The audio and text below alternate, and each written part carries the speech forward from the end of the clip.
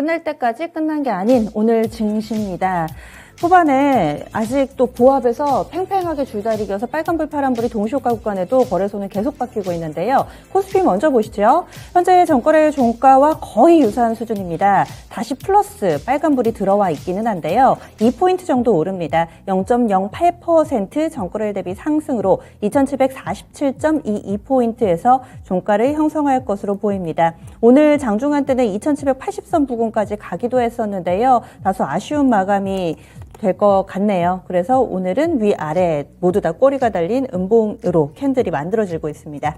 다음은 코스닥입니다. 코스닥은 마이너스가 거의 확실시되고 있고요. 현재 전거래일 대비로는 0.5% 하락하면서 894.86포인트 정도 선 나옵니다. 전일 대비 5포인트 정도 하락한 수치로 어제 이어서 오늘까지 밀려 내려가는 모습이고요. 900선에 저항에 부딪히면서 오늘 장중에도 900선 살짝 웃돌기는 했었는데 이 부분을 지켜내지는 못하는 양상입니다. 종목별로의 흐름입니다. 종목도 전강 후 약의 패턴을 보여주는 종목이 상당히 좀 많았고요. 몇몇 개별주들만 막판까지 시세를 유지하고 있습니다. 대표적으로는 강력한 모멘텀인 삼부토건 매각 모멘텀, 그리고 또 코로나19 이런 종목군들이 현재 주가 흐름 뚜렷하게 나타나고 있는데요. 삼부토건하고 효림로봇, 우진 이렇게 세 종목을 묶어볼 수가 있습니다. 삼부토건은 피인수되는 주체고 효림로봇과 우진은 지분 가지고 있는 업체. 그래서 삼부토건 상한가, 효림로봇이 21% 정도 급등하는 모습이고요. 우진 같은 경우도 장 초반에 강세 움직임이 유지가 되면서 플러스권 거래 마칠 예정입니다. 그리고 제약바이오 섹터 내에서는 녹십자 MS-같이 이런 진단키트 모멘텀 가진 종목군들 여전히 상승하는 듯도 하지만은 여기 내에서는 좀 워낙에 뚜렷하게 희비가 엇갈려서요. SD 바이오 센서는 꺾였습니다. 그래서 오늘 7% 정도 하락하는 모습이고 수젠텍 같은 경우는 또 플러스권 흐름을 보여주면서 이 진단키트 쪽에서는 다소 주가 희비 엇갈리고 있고 전체적으로는 리오프닝 관련된 종목군들 쪽으로 관심이 쏠리면서 오히려 원격이라든지 이 코로나19 확산으로 인해서 영향받을 수 있는 언택트 관련된 종목군들은 크게 좀 조정을 받는 모습 나타납니다.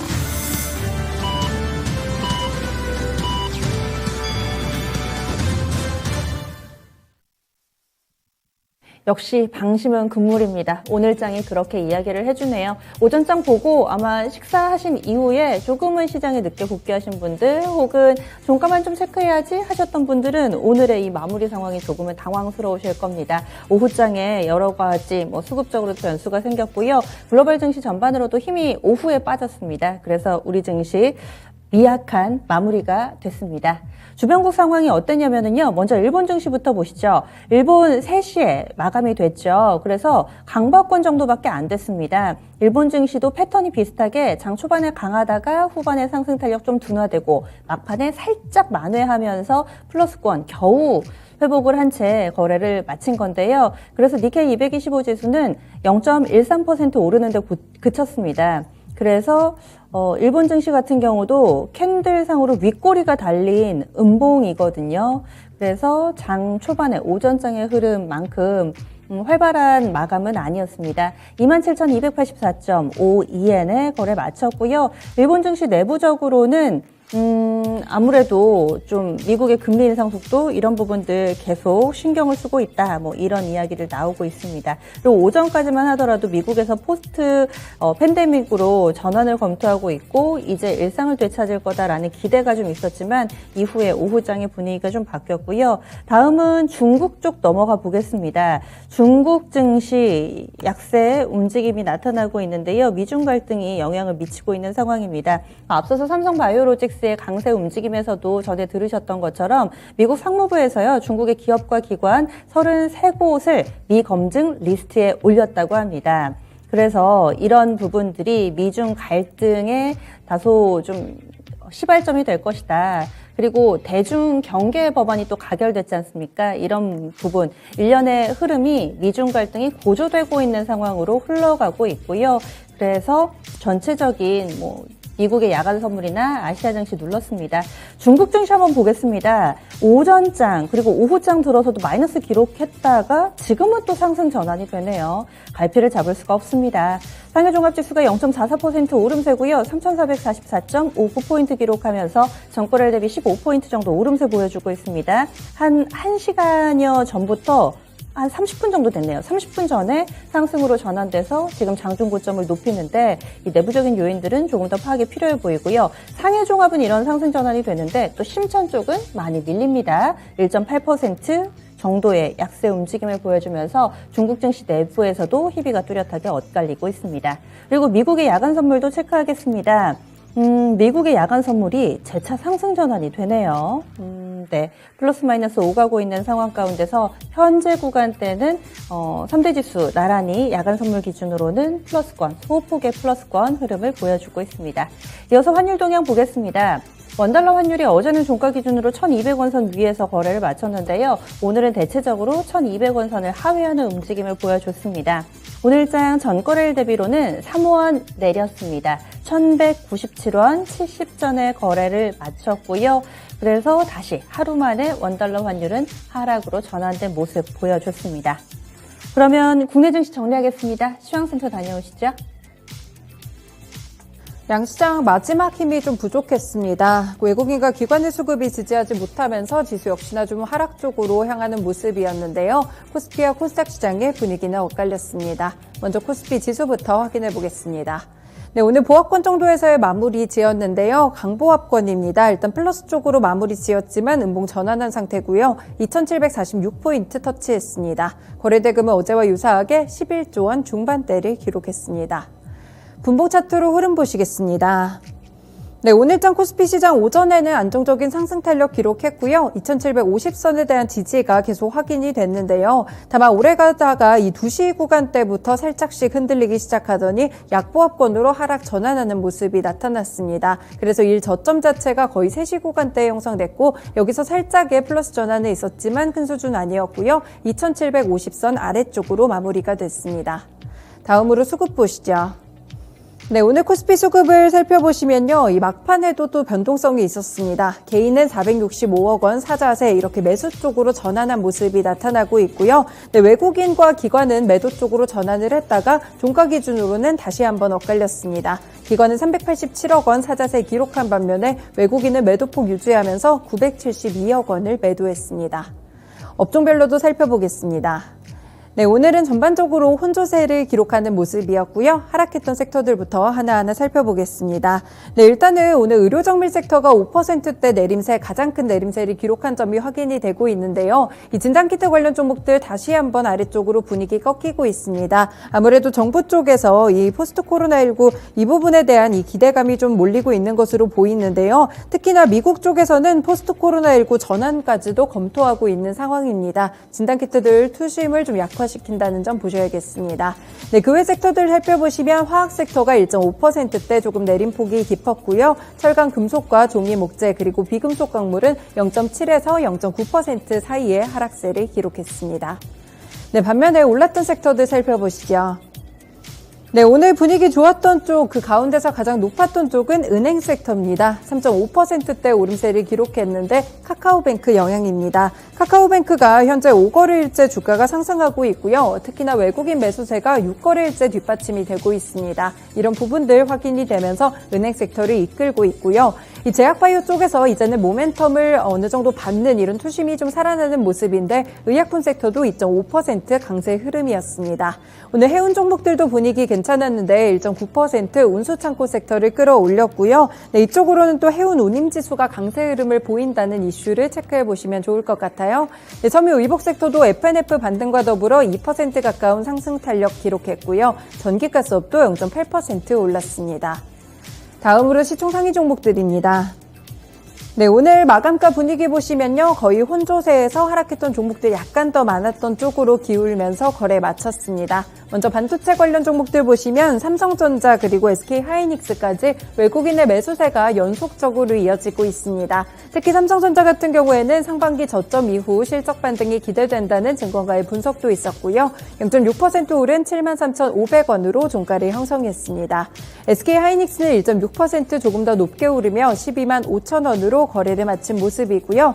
그리고 2차전지 배터리셀 관련 종목들 살펴보시면 LG 에너지 솔루션이 사실 오전장에서는 거의 5%대의 상승세를 기록했습니다. 장중에 57만 원 선 넘어서는 모습까지도 나타났었는데 결국에는 하락 전환하면서 1% 밀린 54만 2천 원으로 거래를 마칩니다. 네, 이렇게 LG 에너지 솔루션이 수급의 블랙홀 역할을 하고 있다. 특히나 2차전지 쪽으로 영향을 미치고 있다. 이런 분석들도 나오는 가운데 LG화학은 오늘도 3%대 조금 더 무겁게 밀렸고요. 61만 7천 원으로 거래 마쳤습니다. 네, 다만 실적 자체는 지난해 영업이익이 5조 원을 넘기면서 사상 최대 실적을 기록했다는 점 보셔야 될 것 같고요.